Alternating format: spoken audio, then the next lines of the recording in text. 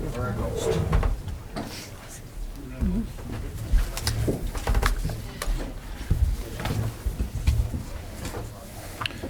right, we'll call to order the Planning Commission meeting, Murray City Planning Commission meeting for November 21st.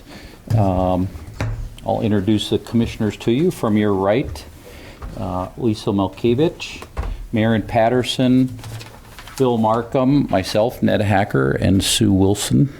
The staff here tonight, Jared Hall, Zachary Smallwood, and on the side, Brian Farnsworth. Commissioners that are excused this evening are Scott Woodbury and Travis Ney.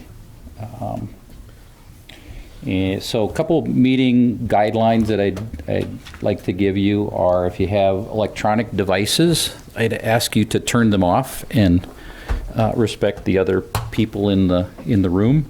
If you get a phone call or have a sidebar conversation, I'd ask you to take those out in the hallway and again, respect those in the meeting. And if you'd like to make a comment, we would ask you to come up to the podium.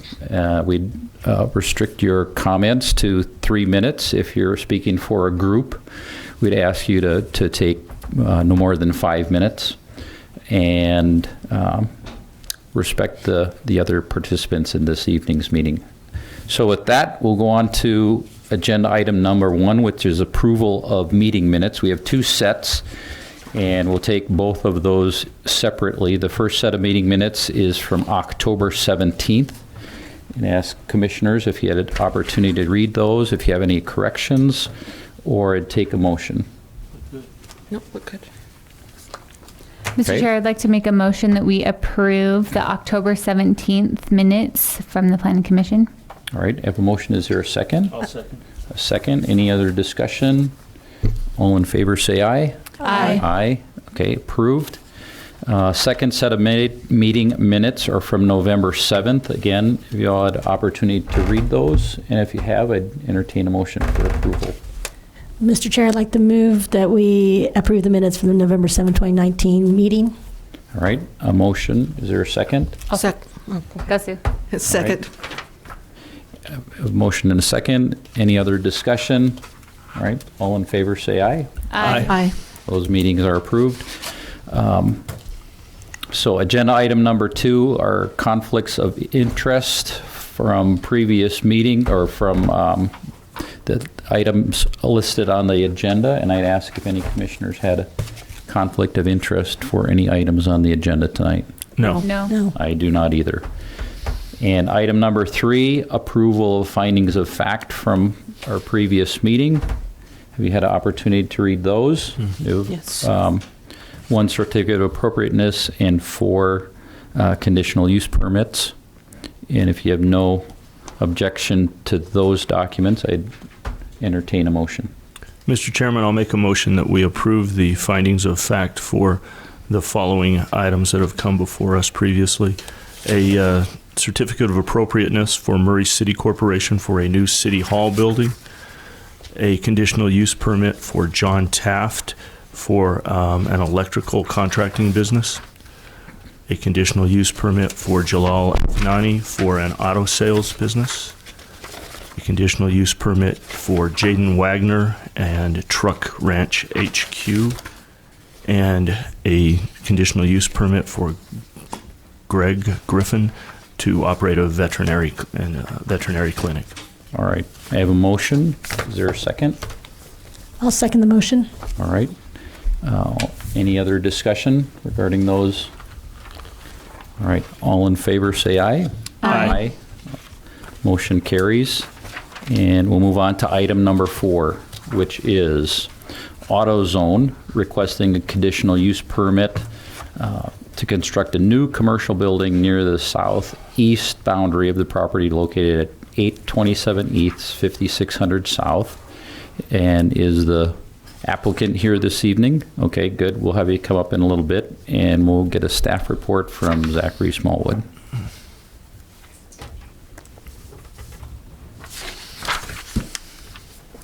Whoa, my hand is going crazy on this thing. Okay, thank you, Commissioners. This is an application for a new commercial building with the intent to become an AutoZone at 827 East, 5600 South. It's next door, just to the south of what was Sports Authority. You guys recently approved a conditional use permit for a gym for EOS Fitness to go in there, and they are currently doing their tenant improvement as we speak. They recently, the property owners recently demolished the covered parking that was in that spot, and that's where the new AutoZone is proposing to go. New retail uses, and specifically auto parts stores and things like that, are conditional in the CD district of which this property is located. Some pictures of the site. You can see where everything was kind of taken down. It's still pretty raw out there. Some speed bumps and stuff. So here is the site plan for the AutoZone. Specifically, zoom in on this section here. It's approximately 77,000 square foot. Let's see. Access is going to be off 5600 South, which is located here and here. We'll have two access points. I guess I already had a zoomed in picture. I didn't need to zoom in before. As you can see, they do have two ADA spots, trash enclosure located here, as well as some additional parking here with some landscaping. You can also note of the sidewalk improvements located here. Though that was a part of EOS Fitness. During their conditional use permit application, we required them to improve the entire site, including parking and landscaping. So with that, I'll just quickly address the parking. So AutoZone, according to our code, needs approximately 30 spaces, 30 parking spaces. EOS will need about 169 for a total of 199 total. With a new restriping, from what I can tell, from what I counted, they will have roughly 584 on this parcel. That includes new landscaping that meets the landscaping ordinance. Here you can see the utility drainage plan. Additional landscape. I specifically called this one out because really all we're looking at is the interior landscaping here, because as I said, EOS Fitness has addressed that previously. The property owner has addressed that in another application. All right. Couple elevations for you. It's pretty standard for an AutoZone. It's kind of CMU brick concrete building with their typical colors: orange, red, white, gray. Floor plan. Again, if you've been in an AutoZone, this looks pretty much like an AutoZone. So we are recommending approval for this conditional use permit, subject to the 8 conditions before you. Are there any questions I can answer at this time? Great. Questions for staff? Thank you. All right. The applicant here, you'd come forward and state your name and your address for the record. I'm Colby Anderson. I'm with Anderson, Wallen and Associates. We are the civil engineer and then handle a lot of the permitting and approvals for the AutoZones here in Utah. All right. And have you had an opportunity to review these conditions for approval? Yep. And will you be able to comply with them? Yep, of course, no worries. All right. And I'd give you opportunity if you want to add anything to the staff report. No, I think you did a great job. We feel like it's a great location for something like this, good for the shopping center and in the area, and a little bit of a facelift on that end of the shopping center. So I feel like we're kind of making it a little bit better in that way and meeting all the city ordinances and codes. So I don't have anything in addition to that. Any commissioners have any questions? All right. Thank you very much. Thank you. So I will open this agenda item up for any public comment. If you have comment regarding this, please come forward and give you an opportunity to make your comments. Seeing none, I'll close the public comment and bring it back to the commissioners for any discussion or entertain a motion. Mr. Chair, I'd like to make a motion that we approve a conditional use permit to allow the construction of a new AutoZone at the property address 827 East, 5600 South, subject to the 8 conditions in the report. All right, I have a motion. Is there a second? I'll second that motion. All right. Is there any additional discussion? So, Jared, could you do roll call vote, please? Ms. Patterson. Yes. Ms. Milkevich. Yes. Mr. Markham. Yes. Ms. Wilson. Yes. Mr. Hack. Yes. All right, motion passes, so congratulations, and we'll look forward to seeing new AutoZone in the future. Thank you. Thank you for bringing your business to Murray. All right, agenda item number 5 is E&M Research and Development, requesting conditional use permit to operate a metal assaying business from an existing office warehouse unit in the industrial complex at 4195 South, 500 West. And Jared Hall will give us staff report. Is the applicant here? Great, thank you. Thank you. So this is a request for a metals assaying business, as you mentioned. It's in the industrial complex that we commonly refer to as GARCO. It's unit number 30, highlighted in red there at 5th West, where access will be provided. Sorry, big cottonwood tree on the south, just so people can tell where it is. Access is easy to the project from 5th West, multiple places to get to it. It's all in the MG zone. In the MG zone, we do require a conditional use permit. We actually have a land use code for metals assaying, and this is a small operation. The applicant has indicated that he would be bringing into his unit there. I'm going to move on from this just real quickly. Unit 30 right there. You can see the car parked in front of the overhead door. Unit 30 there on the right. There's only the one overhead door and then a man door to go through. It's a small 900 square foot unit. Office in the front, restroom at the rear of the property or the rear of the unit. The applicant actually operates a current business there. He handles dispatch and things for his freight business. No clients really come to that location. No employees come to that location. He's the only employee of that business working there, and he would be the only employee of the new business, E&M Research and Development, for the metals assaying business there as well. There really aren't spaces for clients or other employees to park, so that's probably good. There's not a lot of additional parking in this facility. For the record, and so people understand what that is, he would bring in small quantities of material, ore, dirt, whatever you want to call it, and that gets tested in a couple of different ways. For him, it would be fire or chemical testing to see to get the impurities out and see what metals are actually available in there, and then that lets the people that own the property where the material is coming from know what they've got. So those results can be given to them remotely. He goes as the owner of the business to collect the material and take to the business location, test it there, and then send it out. Small operation, again, like we said, so we'd have a furnace for the fire test that gets done. That'll need to be installed, and then that needs to get inspected by our building department and the fire department to make sure that's all safe. So we've asked as a requirement of the approval that the business license review include that inspection for those kinds of changes. And then also the materials that are stored there for the chemical tests. He's indicated he would never have more than about 100 pounds of dry chemicals or 20 gallons of wet chemicals. That wasn't concerning to our public works crews. They'll do inspections as part of the business license as well, and they feel like they're covered for that. So we are, again, this is the floor plan. These are real simple units, and you're all familiar with them, so I kind of tend to move on from them. He's not proposing any changes, doesn't need any. It's an open shop space for him to conduct these tests in.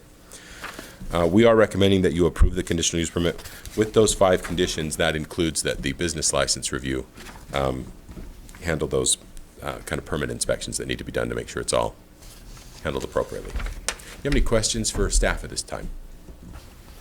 Thanks. All right, thank you, Jared.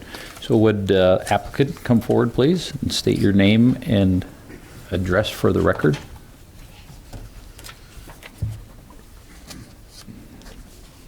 My name is Thomas Mangum, and I live at 743 East, 6410 South here in Murray. And have you had an opportunity to read these recommendations for approval? Yes, just. And are you able to comply with them?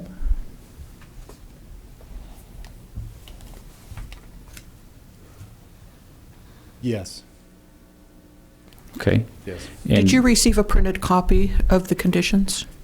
They may be here in this copy and I missed them. I'm Okay. not going to say I didn't. Just want to Yes, they're make here. sure before we They're go any right. further. They're All here. right. I Okay. just didn't see them. I didn't read it well enough. All Sorry. right. So being able to comply with those conditions, do you have anything to add to the staff report? No, I think this is fine. Okay. Yep. Any questions from commissioners? I'm curious the type of material that you'll be testing and you know the quantity and that. Just curious. It's normally dirt from different places around the state. And what was the second part of that? I'm Just the quantity, but so It'll be very small quantity. what you would do with the dirt then is just determine all the different elements that are in the dirt, or is it like a sizing of the aggregate, or Correct. And we'll only we test only for precious type metals, so okay, silver, gold, and platinum okay, groups. And we have the chemistry that is necessary to do that with that material. okay. So with that, do you use hazardous chemicals to do some of that dissolving, and will that be an issue on your site? We do, and it will not be an issue. We have all the different types of storage containers for the waste product, and we pay professional service to take the waste materials and do the proper thing with it. Okay. All right. Anything else? I'm All right. good. Thank you. Thank you very much. So I will now open this agenda item up for public comment. If you'd like to make a comment regarding this item, this is your opportunity. And seeing none, I will close the public comment period and bring it back to the commissioners for any additional discussion or a motion. I can do it. Mr. Chair, I'd like to make a motion to approve the conditional use permit to allow the operation of a new metals assaying business at the property address 4185 South 500 West, unit number 30, subject to the 5 conditions. All right, I have a motion. Is there a second? I'll second the motion.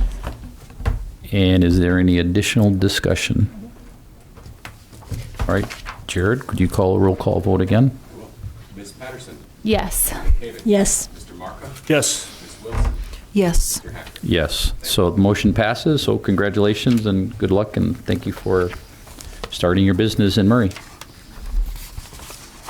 All right, agenda item number 6 is Brad Reynolds Construction requesting approval for amendments to the Murray City Future Land Use Map for the properties located at 6363 South, and its properties 525, 551, 565, and 583 East Winchester. And Zachary Smallwood's going to give us staff report.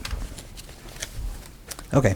Thank you so much. So yes, this is a general plan future land use map amendment request. It will be for these 4 properties, which you'd stated the addresses above. Currently, as it states, the zoning of it is R18, single family low density residential. Currently, our future land use designation here has been low density residential. However, staff sees this as the same property as these here. These 3 actually have the exact same address, and however, they're just 2 different parcel IDs. This one is also under the same ownership. Staff believes that this is an oversight that we missed in our general plan process that we did in 2017. We had asked that they look at all the properties on Winchester, and it looks like that we had missed these 4. In addition to that, they had been part of the same ownership at the time we did the general plan change. So staff sees this as a correction to the general plan as laid out before. So a couple things. Here's a couple photos of the property. I did want to address this before we get into the zoning. In the pre-meeting, I addressed it after we talked about the zoning application that will come after this. This specific one, like I said, is only for these 4 properties and is a general plan amendment. I received a letter on late Friday from Brad Reynolds Construction. I received it from a resident that got it from Brad Reynolds Construction, that there was going to be a meeting held on this past Monday, the 18th of November, that showed off potential development plans. As a rule, we typically, and the commission and the city council has asked that staff do not provide development plans so that you can weigh the merits of the zone or any potential changes to the general plan on their merits of that zone. So even though Brad Reynolds Construction has provided that letter, we cannot take that into consideration tonight because those plans could and may change. We can't say for sure because we don't have an application with those in there. Yes, Ms. Milkevich. Can I ask you a question, just because I'm newer to the committee? So some of the lingo might be new to the residents who are listening as well. Sure. So just to make sure for clarity, can I repeat it in layman's term? You tell me if I'm correct. Sure. So and I apologize for that. I should be more cognizant. Well, I'm more sensitive to it because I'm still learning the lingo. Sure. Lingo. So what you're saying is that the proposal is just that, a proposal. It has not gone through any of the regulations or steps to become formal, and therefore could be 100% different in the end. That is correct. Okay. Yes, that's precisely right. This is purely, we actually do encourage developers to meet with their neighbors when they're deciding to come forward with projects. However, I think this may have been a little bit too early. It was because we are looking at the general plan and the zoning for this property only. And I will thank you for mentioning that. I want to mention kind of what those two different things are. A general plan is a process with which the city gets a lot of feedback from the community. We had a lot of open houses, and we got we did surveys, a lot of public feedback, and came up with this map and got public input on it. This map informs what zoning is. So this map is called a future land use map. So how we anticipate the city to grow, where we expect growth, where we expect change. And then what happens is that future land use map then informs, like any public body like yourselves or staff here, on any potential zoning changes. There are a list of uses that are allowed under each land use category. So a list of each zoning classification. So for example, under the single family low density residential, you have your R18 zones, which are 8,000 square foot lot minimums. You have R16, which are 6,000 square foot minimums, and onward and upward, 10,000, 12,000 an acre. The residential business section of this only has one zone, and that's the RNB zone. And that will come in the next presentation for item number 6, where we talk about the zoning a little bit more. So this is really just an application for us to correct what we saw as an oversight in the general plan process. So with that, staff is recommending that the Planning Commission forward a recommendation of approval for these 4 properties to change the general plan future land use designation from low density residential to residential business. And I just went through a bunch of stuff. Please feel free to ask questions, and I can help as best I can. I mean, I think the only question, not really that it's a question, but when we were looking so carefully at all of these places, especially along Winchester, even though these were one property, they had 2 parcels, which is That is probably how it got missed, because it's not facing exactly. Winchester, right? So if that hadn't been the case, they already would have, in the general plan, Yeah, been exactly. this designation. Okay. Exactly, and that brings up another good point as well, is that these properties are currently landlocked. They don't have any access to a public street. Right. In Murray, we require a public street for any subdivision of land. So these parcels had been created prior to that rule being implemented. So they are currently landlocked. There's no way that you can get to that property without trespassing if for some reason somebody sold those properties to someone else. So this will be a correction. This would be a of that. correction to Okay. that. So. And the size of the properties prevents that from being corrected. You couldn't put a public road in those 4 properties within those. We require a minimum of 49-foot wide right-of-way. And typically, we don't allow just streets to just dead end. We have to have a full 100-foot cul-de-sac. So that would eat up that entire property.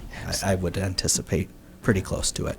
So what you're saying, and that I understood, thank you. And in addition to that is if they weren't added to the property fronting Winchester, they would be extremely limited in their use. That's correct.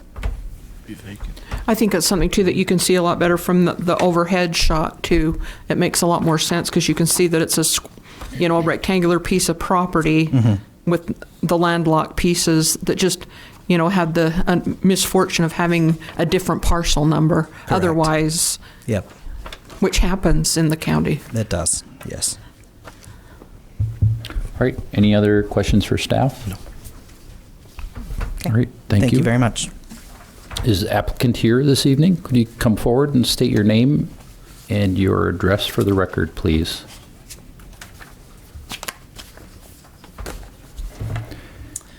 Brad Reynolds, 2500 East Haven Lane, Holiday, Utah.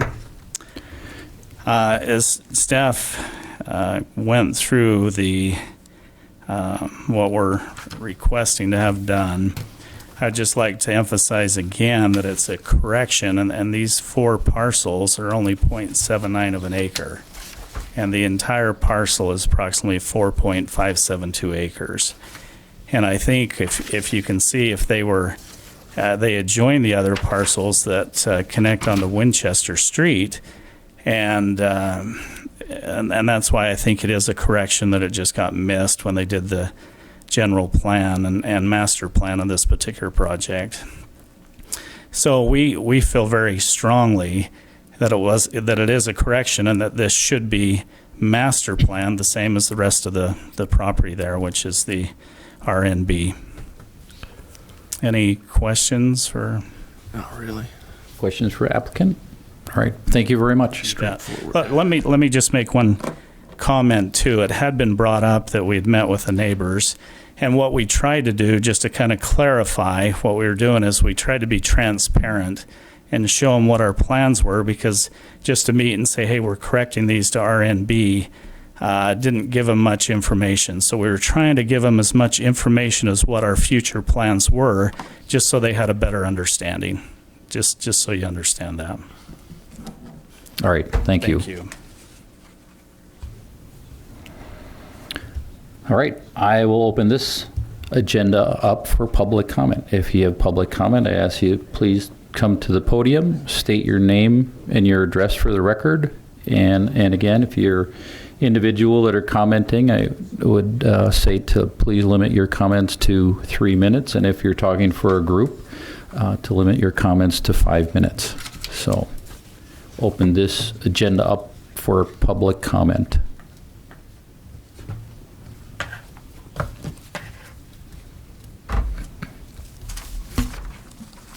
I'm Dwight Searle. I live at 658 East Silver Shadows Drive.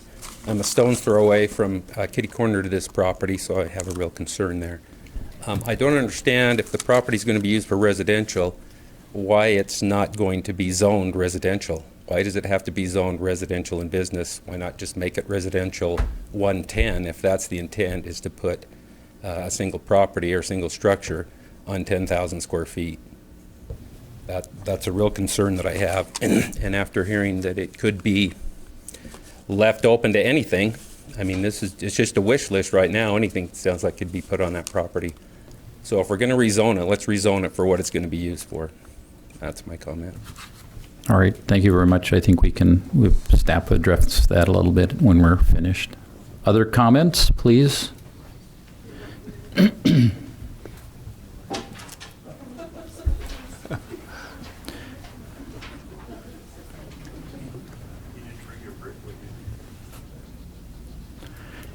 I'm David Eckhoff. I live at 6428 Castlefield Lane, which is just east of this particular property.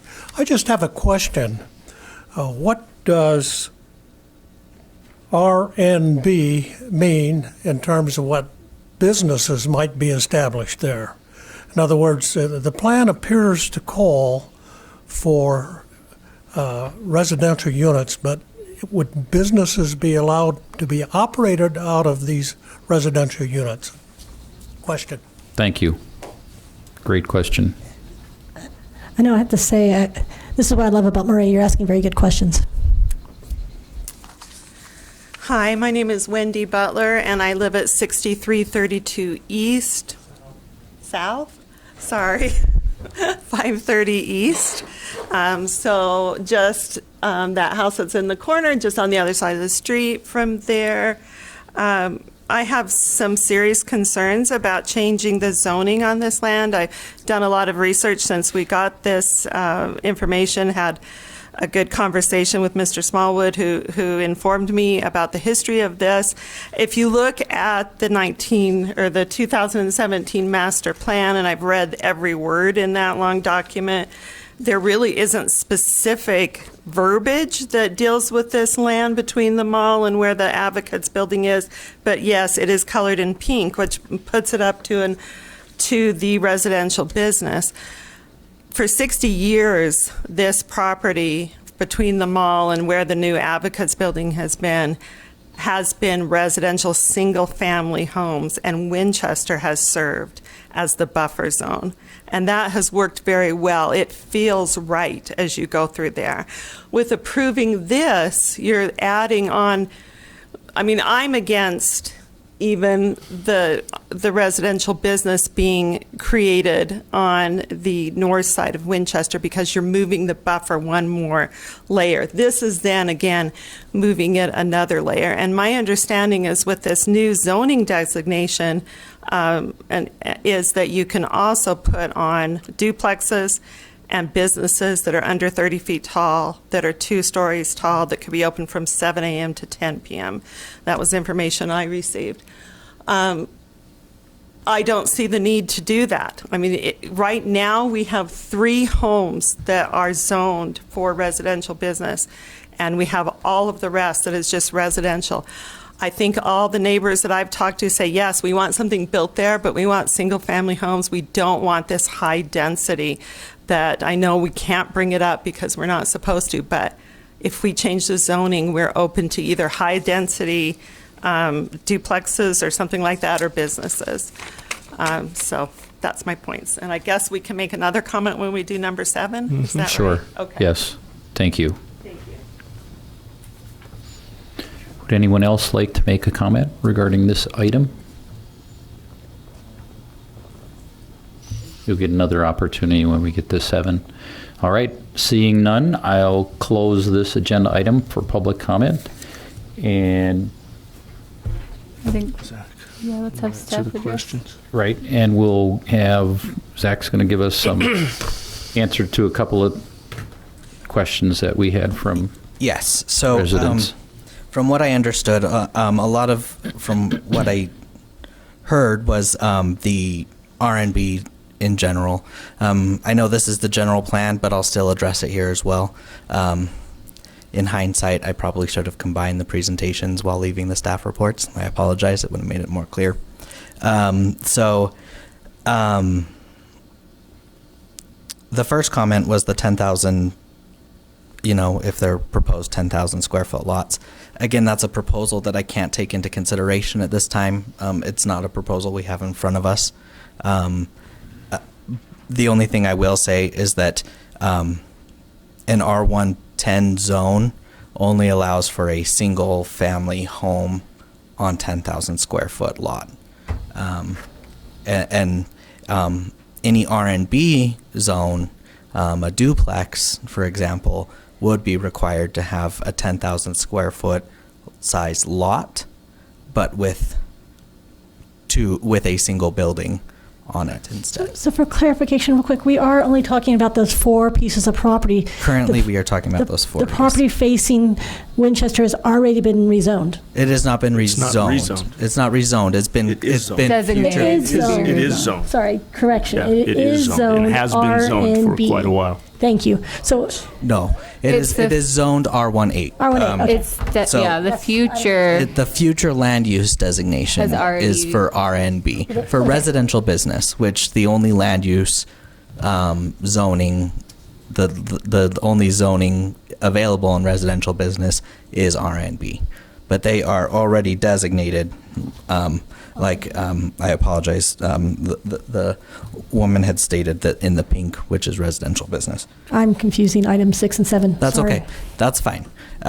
So from those items, these properties had already gone through kind of the process that we're doing now, which is we've looking at it and analyzing whether this is appropriate in this area, and through public involvement and through the different public inputs that we received, this was the way to go with these properties, and how it's been trending. Say, like with the Advocates, you recently approved a couple properties just west of that. It was Titan Development, if you remember. A few properties have begun to change along Winchester. So, again, the RNB, which we can get to in the next one, does allow for duplexes, like she had mentioned, as well as a 30-foot tall structure that's would come before you. By right, it's 20 feet. With Planning Commission approval, it can be up to 30 feet. Yes, businesses could be open from 7 a.m. to 10 p.m., but nothing outside those hours. Well, what kind of businesses? Yeah, that's what I was going to say. I think. Thank you. Yeah, I there was something that I missed and I couldn't figure out. But these types of businesses are pretty low scale. We don't allow like convenience stores. We don't allow heavy retail. It's typically office uses, like insurance companies. We have a lot of dental offices, those kinds of things, medical, those kind of uses in that area.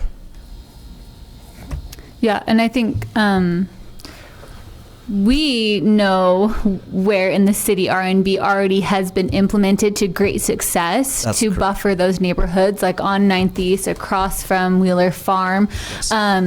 One thing that I think maybe needs to be mentioned is on these busy streets, as the properties turn over, they often are vacant or empty to be refilled as residential. They don't really sell very well as residential again once they're left. And that's really what we had been seeing along 9th East a lot, is that those properties, once they had turned over, they sat empty. And so this zone, especially where it's been implemented in some of the places in the city already, are taking those places that are no longer appealing as a residential property and creating a way to buffer and protect the neighborhood and the really stable single family homes that are behind it. That's correct. And so I think this is one place where seeing a proposal, kind of like was mentioned, why not just rezone it R18, right? Because if it's going to be duplexes, why not zone it that?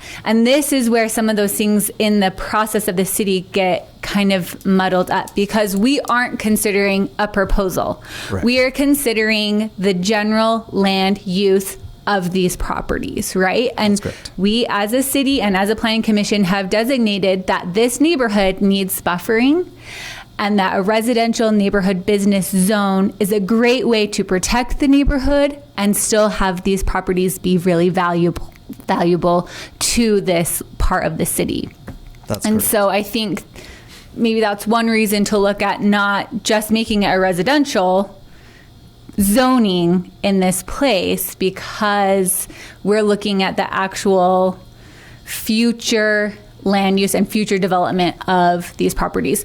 And just quickly, I will mention, I know that it was kind of mentioned before that some of the properties between the mall and the Advocates haven't been developed, are staying residential. But what is actually happening is, especially, once you go past Fashion Boulevard and start going east, those houses, although they are still maybe single residential houses, not a big property like this, have been rezoned to R&B and are operating businesses out of maybe the smaller parcels, Yeah. but are once they've turned over have become a business. Yeah, there are a number of properties on Winchester in between this property and Fashion Place that yes, are businesses. yeah. So it is this part of the city is a place that's a really prime location for R&B to be implemented. That's correct. Yes. And I have to say, as an advocate of the R&B zone, which I really like, it limits the kinds of businesses that can be in that zone to something that is homeowner friendly and something that is neighborhood friendly. And you're not going to get, a 10-story skyscraper or some big monstrosity. You're going to get a neighborhood business that you might, visit yourself. I know, the R&B zone on 9th East across from Whaler Farm happens to be where my eye doctor is. And it looks like a house. And I think fits really well with the demeanor of the R&B zone. And that's why this zone was created, so that we don't get these tall commercial buildings, encroaching on the neighborhoods. We get something softer and gentler to kind of buffer what becomes impractical in my mind as a residential, lot on a busy street like Winchester, where you've got 4 lanes, who'd want to get, people just don't want to get in and out of those driveways anymore. They want to move to an interior space. And so this is a good compromise for that. We still have something that's appealing to the eye and not, insufferable to the residents. Sure. Zach, one comment that was made was referring to duplexes as high density. That I take issue with that. Duplexes are not high density. Am I correct in that assumption? Yes. Yes. It's kind of it's a different topic. I don't necessarily think that. I don't think it is high density. No. Well, I high mean, density becomes something that you're 7 to 10 units per acre. Right. Or even medium density. I'm sorry. And just for lack of terminology, maybe even medium density might have been what was intended to be used there. They said high density. I'm just taking that for face value. I'm just making the point that we don't even consider it medium density, do we? I don't think we would consider it medium density either. No, it's a duplex. And I like the twin home concept. My son happens to live in a twin home neighborhood, and all the yards are maintained beautifully. I mean, people have pride of ownership because they're, owner occupied. Not saying that, because we're not considering a proposal, but I'm just saying that a twin home is not the worst thing in the world, because, people do take pride in ownership for the most part. And if you've ever driven through, the one that's down on 13th West in Murray, those right there, those are very nicely maintained properties. Sure. And so Yeah, even though we're not considering that tonight, it wouldn't be a worst case scenario. well, I was just going to say that density is a consideration that residential neighborhood business protects against. True. Yes, that's true. Right. We don't Yes. want a high dense. Right. Exactly. Right. Exactly. Anything commercial, anything, that's not the right fit for this. So there are protections in place in this zone to That is protect the exactly right. neighborhood from anything that would be considered a high And density. I think it's important to get back to the application for this matter that we're looking at right here, just these individual parcels. And if we don't deal with this right now, then those are going to remain vacant, and they are going to just be open ground, and I don't think that benefits anyone in the neighborhood, in the city, anyone. I like your comment, so I wish I'd been able to say my comment first, because we went off to the duplex. We were working our way back Right. to R&B, and I have to make one comment, though. Sure. Question in response to or around the initial first question that our residents asked tonight. R18, which it is the one option, versus R and B, those two zonings, what do both of them say about a duplex? Because my understanding is a duplex is allowed in both. No, not one in R18. Not in R18. Not in R18. Not in any of our single-family residential districts are they allowed. Let me correct that. I apologize. In R16, you can do attached housing as part of a planned unit development. Okay. So that would answer why the applicant isn't asking to be zoned residential. Maybe, because that property cannot be used as is. It has to be changed in order to be useful. I think it's a hard road to even go down because you would that's a consider very- like R16 for the property, they would probably be able to put more But they can't get a duplexes road in, right? Oh. So we can't. I don't know if it's even like can we go down that road? going Right. down hypotheticals can be a scary. Yeah. They wouldn't be able to be used for anything if they stayed the way they are. As they currently are. We have Right. to focus on just And these right. 4 properties. Yeah, Well, so I just on these, entertained it slightly because I understand why it's being asked. Right, but this application, this action is just for for these 4 R&B. properties right That's now. correct, and we will We'll address be dealing with the other. the zoning, right. in the next application. Right. Right. Any other questions for staff? No. All right. Okay, Thank you thanks. very much. So we'll bring it back up here. Would Commission like to discuss this a little bit more? Or we can entertain a motion regarding the I've discussed it change. quite a bit. Mr. Chairman, I would like to make a motion to forward a recommendation of approval to the City Council for the requested amendment to the general plan future land use map designation of the properties located at 6363 South, 525 East, and 565, 583 East Winchester Street from low-density residential to residential business. I'll second.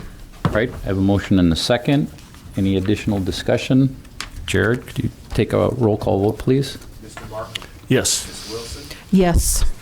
Yes. Yes. Yes. So the motion passes, meaning that we will forward a recommendation to the City Council for their action. So there's another opportunity for participation at the Correct. city council meeting. Correct. And we'll move on to item number 7. This is a follow-up item. Again, Brad Reynolds Construction requesting approval for the zoning map for the subject properties located, I'll read them again, at 6363 South, 525, 533, 551, 565, 583, 593, and 631 East Winchester. And Zachary is going to give us a staff report for this item. All right, so it would be nice just to say ditto all of what we just talked about. But this one is a little bit different. This affects all 10 properties. There were 7 addresses because, as was mentioned in the last one, these 3 properties have the same address. So this is a total of 10 properties, and as was stated, approximately 4 and some change acres. Currently, the zoning is R18, which allows for single-family homes with a minimum of 8,000 square foot lots. Same pictures. Same kind of thing. As was mentioned, we just forwarded a recommendation of approval for these 4 to change to residential business. These remaining 6 properties have already had their designation as residential business. So that helps us inform, like I had mentioned, the general plan helps us inform decisions when making zoning determinations and zoning changes. So this is supported by the general plan. So there's not a lot, I guess, just kidding. There is stuff I do want to talk about, and I left it right here. Got my paper with all my notes. So some of the differences in the R18 and the RNB. So currently, like I had mentioned earlier, there is a 30-foot height maximum in the RNB that is lower than a single-family residential lot that's allowed to go up to 35 feet by right. So the RNB does allow for single and two-family dwellings. It does not allow for anything more than that. No apartment complexes, things like that. It's only two-family dwellings. It does allow for commercial properties, and we kind of touched on that a little bit earlier as well. Some of those uses are typically office uses and typically not heavy retail. Jared, correct me if I'm wrong, I don't think there are any retail uses allowed in that zone. And at least that's what I understand. Well, I know we've not approved any in previous I don't R&Bs. see. There's never been anything like that. There's been like a guitar, a music But yeah, those teacher, are for but they're lessons. Right. for lessons, but no retail heavy establishments. So when it comes to commercial developments, there's a 10-foot landscape buffer between any residentially zoned property and any development. We also require an 8-foot masonry wall around the property as well. I believe that would include any potential residential development. We would require that. And these are more design heavy. This is a more design heavy zoning. It requires additional review by this body. So anything that were to come forward, such as a subdivision or an office building or anything, would have to be seen by you and would have to go through an additional public hearing before anything is approved.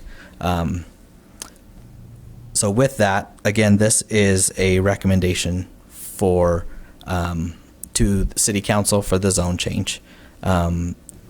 We are recommending approval for the total of 10 properties.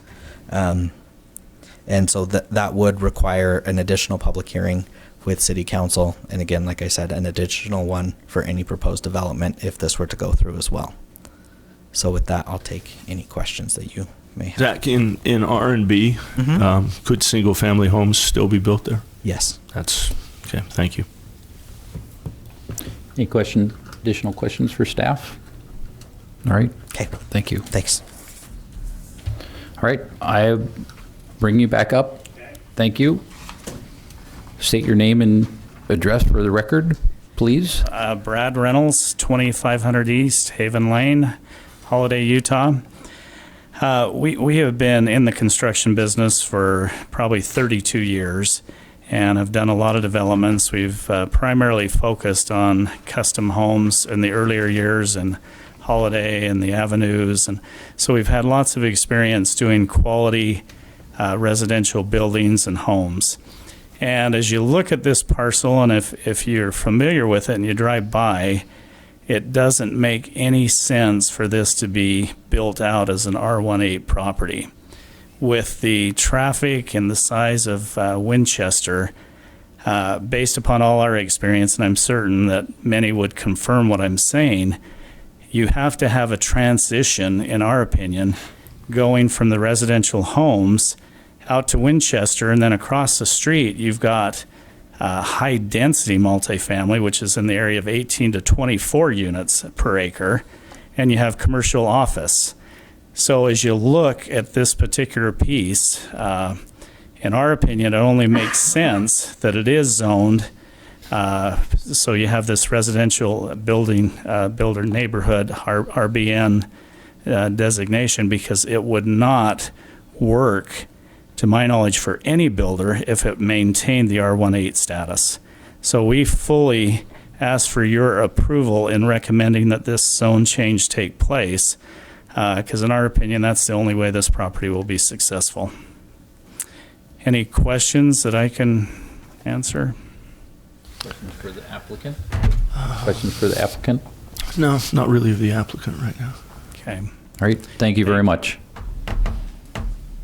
You know, I will say that I'm very aware, and I think most of the people on the commission are aware of recent projects that Mr. Reynolds has built along Vine Street above Murray Park, the cul-de-sac that's going in by the golf course now, and several other properties, and they are all of very high quality, and they've they've been an asset to the community, and they've appreciated considerably. Great, thank you. All right, I will open this agenda item up for public comment again. If you'd like to make another comment regarding this, please step forward and state your name and your address for the record. My name is Thomas Mangum, and I live at 725, or 7, I forgot my address, 6410 South, which is just northwest of this property. So for lack of better terms, I'd like the question answered. Does the Advocates Building come close to a worst-case scenario for RNB? RBN? I think it's a best-case scenario. Well, it depends on if you're wanting single-family houses next to your business. Right. So I think- does it reach, is it 30, 35? We can have staff answer. Right, we can that. have staff give us a little better opinion on that. Okay. Thank you. All right, are there other comments? Please come forward. Dwight Searle, 658 East Silver Shadows Drive, near this property I live. I'm all on board with duplexes going in this area. Anything that has residential written on it, I'm good with that. Other than that, I have real concerns. I think single-family housing would work there. I know 3 people that would purchase property to put up a single-family home in that area, and I know there's more. And I think it would work. We just don't need to be greedy and try to get as much as we can out of this property, and I think it helps the neighbors who have lived there for 60 years in those subdivisions nearby. I would ask the question, is anybody concerned about traffic in that area? It's getting almost unbearable, and I would ask you to consider that before you go ahead and make a change to the zoning or the recommendation to the City Council. I would also be concerned that if you change this to R&B, that you would consider pressing the developer for a quick start time so that this duplex, if that's what happens quickly and it doesn't get bought out or the property goes for sale again and we get more and more businesses. When the Advocates went in, they gave concessions to the neighbors. So I would expect to see that in this property as well, because there are neighbors that will be adjacent to this property. So I would hope to see that happen. I don't know, is my time up? You have other comments? Please. Nope, you've got another minute and a half. Oh, thanks, Sue. Well, just R and Z, I mean, the traffic is a real concern to me, and you're talking about not favorable for single-family homes. Has a survey been done to see if people would purchase single-family homes there? I know a survey doesn't commit anyone to purchase a home, but it would at least give you an idea of whether single-family homes would work there. And another concern that I have is duplexes sound like a rental to me, like something that would easy to be rented. I've spoken with Brad Reynolds, and like I said, I'm all on board with duplexes, but I do have a concern that duplexes are eventually going to be rented out. So I'd like to see a stipulation in the covenants of the subdivision that owner-occupied forever, or at least till I'm alive. And that's all I have. Thank you. Thank you. Single-family homes can be rented out also. Yeah, we don't have the authority to do that.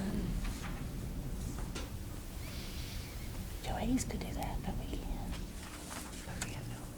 I'm David Eckhoff, live at 6428 Castlefield Lane, which is just east of this parcel. Couple of issues. I personally tend to agree with the developer that trying to put single-family homes in this particular location would be a difficult sell. And I'm amenable to twin homes, if you will. They don't use duplexes anymore. It's twin homes.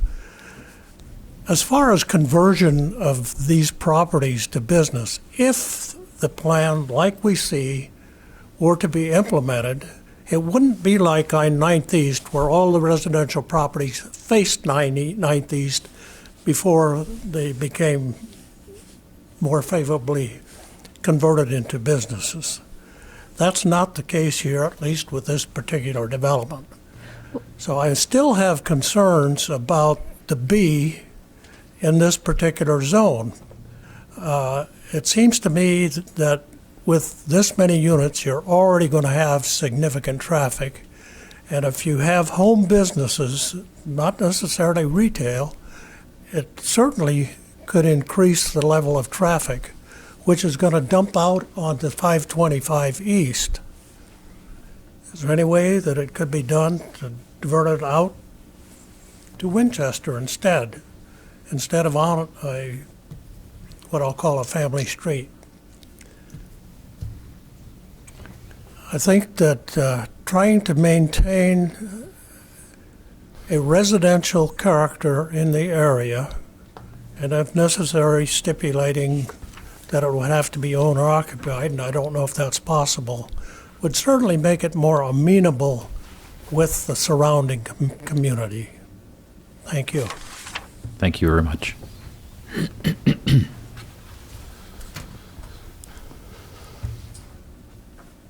Lee Butler, live at 6332 South, 530 East. One thing I'm kind of surprised about is the idea that people won't buy single-family homes here. Certainly if there was a wall put there along the, let's say if you entered and there's a wall along the Winchester side, I don't know why, given where we stand in terms of people trying to find places to live in this valley and in Murray, kind of thinking about the long-term view, and seeing what people have paid for homes in this neighborhood. When we got here and we were getting into this house that had been in my wife's family and then rented for 60 years, and someone came past said they'd look at it to buy it maybe, and we were thinking of buying it from Wendy's father, who passed shortly after that. And someone said, fixed up really nicely, this house might go for $285,000.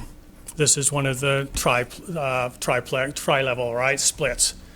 I've fixed up this house very nicely. We've been working on it a lot. I've seen dumpy houses in the neighborhood go for over $300,000 in the last, 6 or 8 months.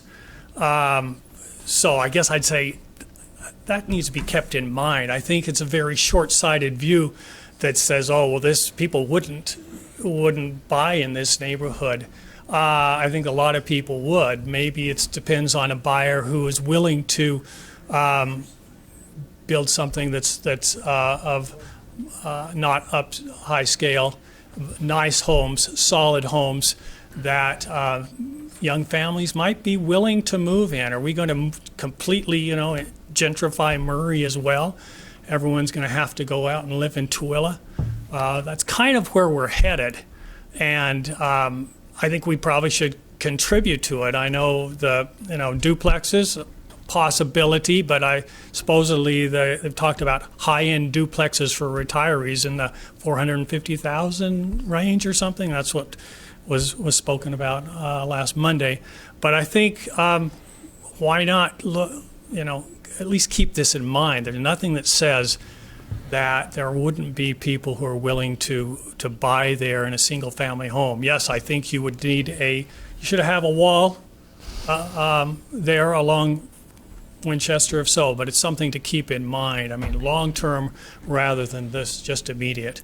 Finding places to live in this valley becoming more and more difficult, especially something that's reasonably affordable. Thank you. Thank you.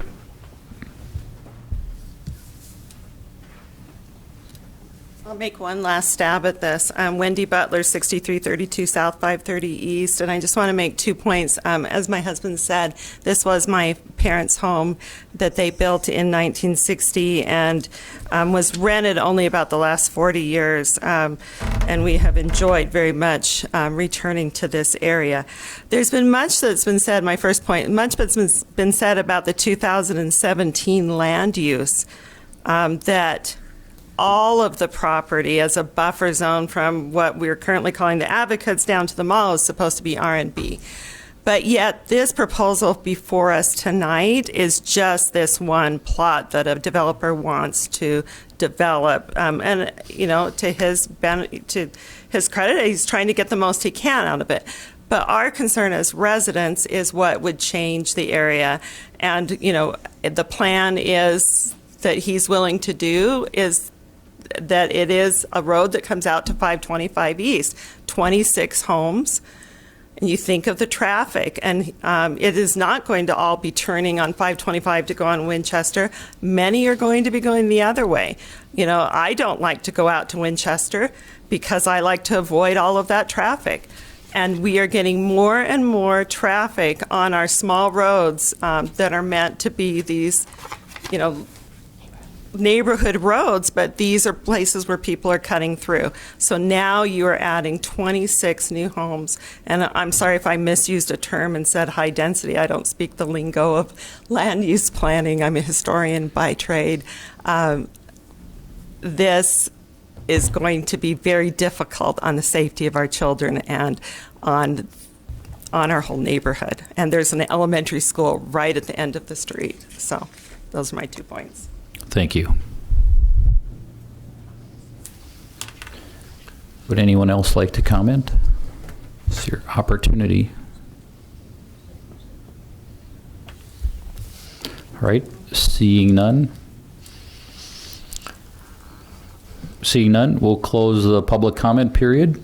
And Zachary, would you like to take a shot at answering a couple of these questions? And can I just commissioners can maybe join in? say, yeah, Zach, really fast before you get up there. I think that this is one of the hard parts about people seeing a proposed plan before they're actually in the process to propose a plan. Because even some of the comments about traffic and safety and where roads would empty onto and whatever, like none of that is really in consideration because we can't consider a proposed plan at this point. So I think that that's one thing, like I really am going to try and remove that from my mind, that proposal, as I consider this rezone. And I totally understand all of the residents, like they've been shown and told that this is what's going to happen, but we have to consider the rezone with like totally separate than what anyone and any developer would potentially do on this property. So I don't know, as we like kind of move forward, maybe just erase what proposals you've heard and we'll just talk about the zone. And I think it might be fair to add to that, Maren, just a tag on to that. We're not doing that out of disrespect for the builder or anybody else. It's just I'm learning as being on this commission that we hang our hat on something that comes back and it's something totally different. Right. And then I think they kind of said in the meeting before, like the cart got put a little bit before the horse right now. And so we're just considering the zoning. And you're 100%. I don't know how else to like. You're 100% correct, and I understand that.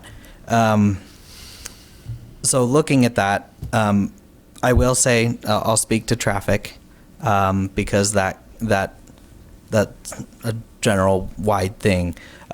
When this during the general plan process, during the master planning process, the city engineer and their engineering team reviewed the merits of this and had supported this designation along Winchester and had looked at all the traffic and the studies there at what Winchester was proposed to handle and expects to handle, and they saw that as going forward as being acceptable. And that would include all city streets. They look around at all the streets in the city during this process. There's complex models that looks at traffic. It takes into consideration all routes that people take, and that would have been addressed at that point. let's see. Zach, can I ask you a quick question about traffic? Sure.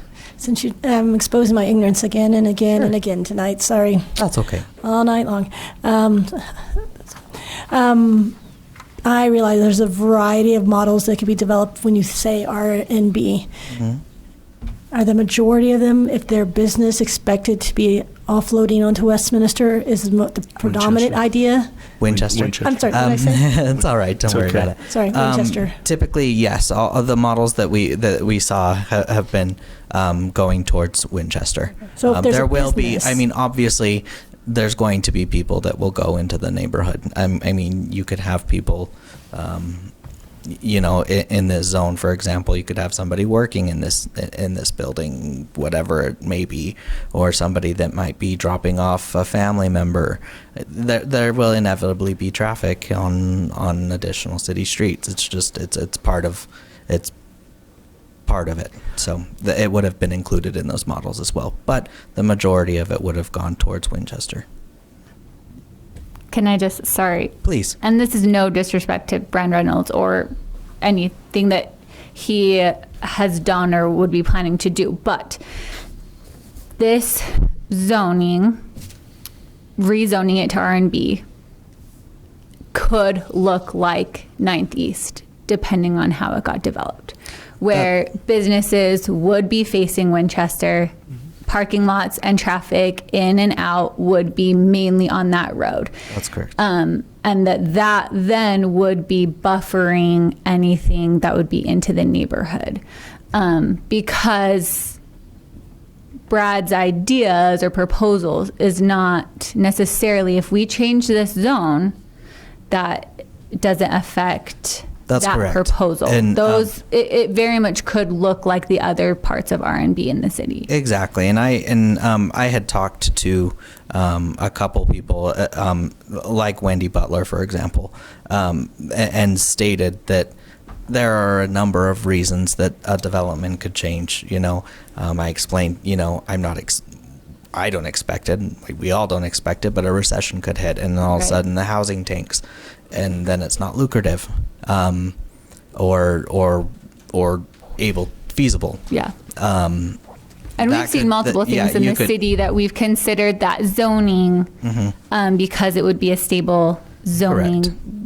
Correct. So regardless of what gets developed on that. So that's why we typically don't look at proposals, because that's why. So with that, I'll just touch on a couple things that kind of relate to a possible proposal, but also don't. Regarding restricting rentals and like allowing any potential proposal to be rented, that's a private property rights issue. Also, the city does not get involved in any CCNRs. Those are a private agreement between property owners and the homeowners association, if that's what it is. The city doesn't get involved. That's a civil issue. So we don't have that oversteps city. The city, I can't think of the word, but it oversteps. And then let's see.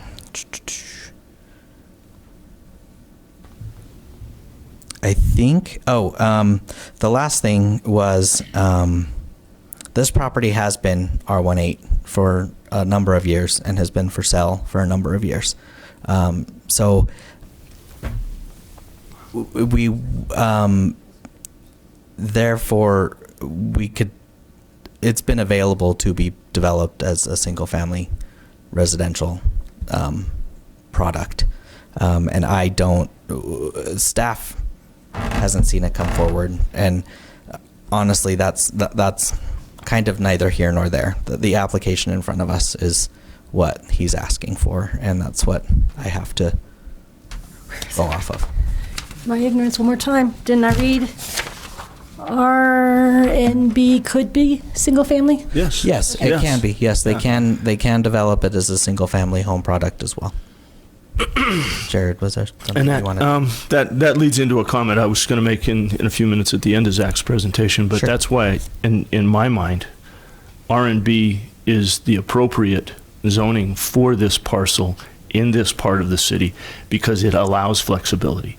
It allows the developer enough incentive to pay the price for this ground, which I'm sure is very expensive. Otherwise, it would have been developed a very long time ago because of where it sits. It allows him the flexibility to look at housing, to look at a certain niche of commercial business, and to develop the property in the proper way that it fits in our plan. Okay, and Jared would like to address something. So, hold on. And I'll be super quick, and I know none of you believe that, but I promise I really will. There was one other question that was asked during the public comment that I think ought to probably get addressed, and you're all aware of it, but so the public knows. This area, like you said, it's been vacant for a long time, and these properties have been in the R18 zone for a very long time. They've also been in the general plan slated for the residential neighborhood business zone for 13 years, since 2003, however many years that is, I lose track of things like time, 16 years. And that goes to the other question that was asked. How come there's all these other properties along that haven't been converted to R&B, that aren't rezoned to R&B yet? The decision was made back in 2003 and then upheld in 2017 that although we were master planning as a city the frontage of Winchester and 9th East to be eventually rezoned as R&B as a buffer, as Mr. Markham just remarked about and we talked about all night, it was decided also that we would let that happen when individual property owners wanted to seek that rezoning, that we would support it as a staff and as a city. That we didn't want to redo it all at once and say, now it's all R&B and everybody go nuts. We wanted to let it happen as it happened. You remember when we did Murray Cove, the subdivision, we had to worry about the Jordan River, and there's there's an engineering feat that's a stabilizing bank that's buried in the dirt, and it doesn't drop down into place until the flood comes and erodes the dirt around it. I can't remember what it's called for the life of me. I've been trying to remember for 20 minutes. But I was really impressed with that engineering. This is the same kind of thing, the same principle in zoning. When it's needed, when those uses along Winchester Street, when the traffic gets bad enough that the uses start to deteriorate, and we saw that with the Advocates properties, those were single-family homes that had deteriorated to the point where they were a detriment to the neighborhoods in back of them. This is a stabilizing zone. It's intended to cauterize a wound and cut that problem off. Whether it develops as businesses, like we've seen with some of those other properties, we've not seen a development in duplexes like Mr. Reynolds intends to propose. And again, we're not really talking about that. But the reason that duplexes and single family were still allowed in that R&B zone as an allowable use was because they might present a buffer that's not too high of density. It's not 3-story apartments or something like a lot of cities do to buffer from a high traffic corridor. It's a lighter duty thing, and it would do the same. It would serve the same purpose, to buffer that traffic and the busy street on Winchester from the stable neighborhood behind it. The whole goal of the zone, the creation of the zone, was to stabilize, or to protect that very stable neighborhood that the city recognized in 2003 and still recognizes today. So, great, thank you. I should have let him questions? take it on because he's much more eloquent than I am. Public comments closed. You've got a comment over there. It's closed. Yeah, It's closed. I'm going to say no. It'll go on all night. Oh, Your question? Oh, it was, I think, is that the Advocates? Something like the Advocates, how big does that look? what is it? Yeah, sorry, Height. and you're right. I apologize. I had your name written down and then questions, but I wrote the height above it. So massing in general is kind of what the building looks like if it's a big block. That's something that the commission would take into account as well. The Advocates, from what Jared told me, this was before my time, was 30 feet almost exactly, possibly 28. That's where we're at with the Advocates. So the highest that could be built in that property That's the highest. is 30 feet. 30 feet. 30 feet. Not as big a building as we would approve. Right. That's correct. Right. Well, and 14,000 square feet. Right. And that's one of the nice things about the neighborhood residential zone, is you've got this cap of 30 feet on what can be built. And if somebody were to build a single-family home, they could go 35 feet. So you could have something even taller than what what we're proposing here. So it's a good fit. It's a good fit for a neighborhood buffer. And Zach, I apologize. I drove the area earlier today, but I can't remember exactly what the Advocates building looked like. Isn't it more of an office building than a house? Mm-hmm. Okay, because the R&B zone would make it look more like a house. by the current Yes, zone. it does. Yeah. Typically, we like pitched roofs and Yeah, things and like there's that. like material requirements. Yeah, there's material right? requirements. And, and whatever would get proposed would also come. It will. back Yeah, any before proposal us. will come before Right, you so, as well. So that those things would Yeah. get managed and have and a conditions. public hearing for So that the as well. massing, the size would be similar, but it would be a better fit Correct. than that current building is. Yes. That's actually So it's something like across the street where it's just a kind of the white stucco and glass office buildings wouldn't be something that would be permitted there. That's not something we would accept at all. No, we would not consider No. that. No. Any Right. other questions? Thank you very much. Thank you. All right. Any other discussion by the commissioners? I think I've said. All right. think I everybody would. knows how I'd I like to feel. make comment, and that is for the audience as well. And I think we've heard it already, but I'll say it again that a lot of the discussion we've had tonight, while it was good, it was also speculating what might or could go into this space. We don't have, and we haven't looked at an actual application for anything to be built here versus simply changing the zoning map for this particular item tonight. So what we're approving or disapproving, depending on the vote, is a recommendation to the city council on the zoning of these properties. So with that, Well, and I'd just like to add, anything that does come before us as a project, it is vetted so thoroughly by staff before it comes to us, and they make sure that it is the best possible fit for the site. And we have the opportunity to take public comment and further massage that to make sure that whatever project does end up on a piece of property like this or anywhere in the city has the least impact as possible on the existing residents, and that it becomes an asset for the city.